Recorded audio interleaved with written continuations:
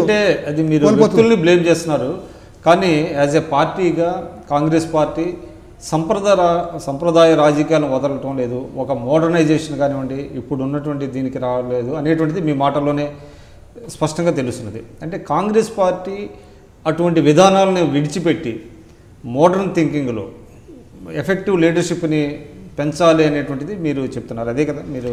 అంటే లేదండి, ఇప్పుడు ఎట్లా అంటే ప్రతి మనిషి బాధ్యత ఎరిగి, ఇప్పుడు నేను కూడా సీనియర్నే అండి, చాలా సీనియర్, నేను కూడా కాంగ్రెస్ పార్టీలో సీనియర్ని కాబట్టి నేను మాట్లాడుతుంటే నాకు కూడా మైక్ ఇస్తారు. కానీ మేమంతా గమనిస్తుంటాం, నేను ఎంతమంది ఇప్పటివరకు మాట్లాడినరు, నా తర్వాత ఎంతమంది మాట్లాడాలి, ఇంకా ఇంతమంది ఉండరు, నేను మాట్లాడకున్నా పర్వాలేదని చెప్పి త్యాగం చేసిన సందర్భాలు కొన్ని వందల సందర్భాలున్నాయి. ఎక్కువ మాట్లాడడం కూడా మీరు కూడా చూసి ఉంటారు, నేను మీటింగ్లలో ఎక్కువ మాట్లాడా, కానీ అందరికీ ఆలోచన ఉండదు కండి, హైలైట్ అవ్వాలి ఆ వేదిక మీద అనేటువంటిది చాలా అనుకుంటూ ఉంటారు. ఆ మీటింగ్లో కూర్చున్న ఎక్కువ మంది ప్రజలు మేము తీసుకొచ్చిన ప్రజలు ఉంటారు, కానీ మేము మాట్లాడము. కానీ ఒక్క మనిషి కూడా తీసుకురాని వాళ్ళు చాలామంది మాట్లాడుతుంటారు. అంటే ఇది ఒక సంస్కృతి ఏ విధంగా అయిపోయిందంటే, ముఖ్య వక్తలు మాట్లాడే టైం కల్లా సభా ప్రాంగణంలో దాదాపు 90% మంది లేచిపోయి 10% మంది కూర్చునే పరిస్థితిలో చాలా మీటింగ్లు జరిగినాయి ఇప్పటిదాకా.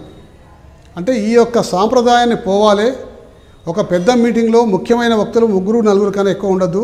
ఆ వక్తలు కూడా మంచిగా ఆకట్టుకునే విధంగా మాట్లాడే వాళ్ళనే వక్తలుగా ఎంపిక చేయాలి, లేకపోతే వాళ్ళు ఎంత పెద్దవాళ్ళైనా సరే పక్కకు పెట్టాలి అనే ఒక మంచి ఖచ్చితమైన నిర్ణయాన్ని పీసీసీ లెవెల్లో తీసుకోవాలి.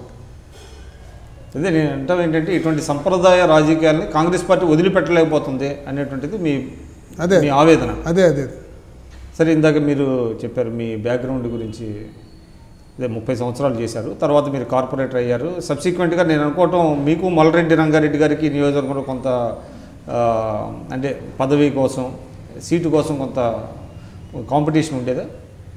నాకు మల్రెడ్డి రంగారెడ్డి కోసం కాంపిటీషన్ అనేది కాదండి. నేను 2004లో ఎన్నికైనప్పుడు 2001లో 1986 నుంచి 91 వరకు నేను ఒక కార్పొరేటర్ టర్మ్ చేశాను. 91 నుంచి మళ్ళీ 2001 వరకు ఎలక్షన్ జరగలేదు. జిహెచ్ఎంసీ ఎలక్షన్ 11 సంవత్సరాలు జరగలేదు. 2002లో మళ్ళీ జిహెచ్ఎంసీ ఎన్నికలు జరిగినాయి. అప్పుడు రెండోసారి నేను కార్పొరేటర్గా ఎన్నికయ్యాను. అంటే 86 నుంచి పోటీ చేస్తున్న నేను కాంగ్రెస్ పార్టీలో నేనే సీనియర్ అప్పుడు, కాబట్టి 2004లో టికెట్ ఆశించాను. కానీ ఆ రోజుల్లో ఉన్న పరిస్థితుల్లో రాష్ట్రంలో ఉన్న మీడియా అంతా కూడా తెలుగుదేశం పార్టీకి సపోర్ట్ చేస్తుంది, కాంగ్రెస్ పార్టీకి మీడియా సపోర్ట్ లేదు. వార్త అనే ఒక పేపరే కాంగ్రెస్ పార్టీకి సపోర్ట్ చేస్తుంది. కాబట్టి వార్తా అధినేత కోరిక మేరకు మల్రెడ్డి రంగారెడ్డికి టికెట్ ఆ రోజు 1 మంత్ బిఫోర్ కాంగ్రెస్ పార్టీలోకి వచ్చిన అతనికి టికెట్ ఇచ్చారు. మేమందరం పనిచేసాం కదండి, మరి అందరం పనిచేసాము, మల్రెడ్డి రంగారెడ్డిని గెలిపించాము. అప్పుడు నా టికెట్ కట్ అయిపోయింది. సో మీరు సాక్రిఫైస్ చేయాల్సి వచ్చింది? సాక్రిఫైస్ చేసి అప్పుడు చేసినాం, ఇప్పటికీ చేస్తూనే ఉన్నాం.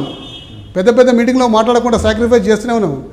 దాన్నే ఇప్పుడు ఏమైపోయింది, మమ్మల్ని మాకన్నా తక్కువ స్థాయి ఉన్న వాళ్ళు వేదికలకి బాగా మాట్లాడుతున్నారు, మాకన్నా తక్కువ మందిని తీసుకొచ్చిన వేదికలకి స్పీచ్లు ఇస్తున్నారు. మేము మాత్రం ఇంకా సాక్రిఫైస్ చేస్తూనే ఉన్నాం.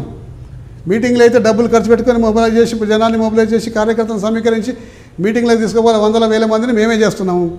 అలా మీటింగ్కి వచ్చినప్పుడు ఇంతమంది మాట్లాడుతున్నారు, చాలామంది మాట్లాడేది ఉంది కాబట్టి మేము త్యాగం చేయాలని చెప్పి త్యాగం చేస్తూనే ఉన్నాము. మాట్లాడే వాళ్ళు మాట్లాడుతూనే ఉన్నారు. ఈ విధంగా జరుగుతుంది కాంగ్రెస్ పార్టీలో.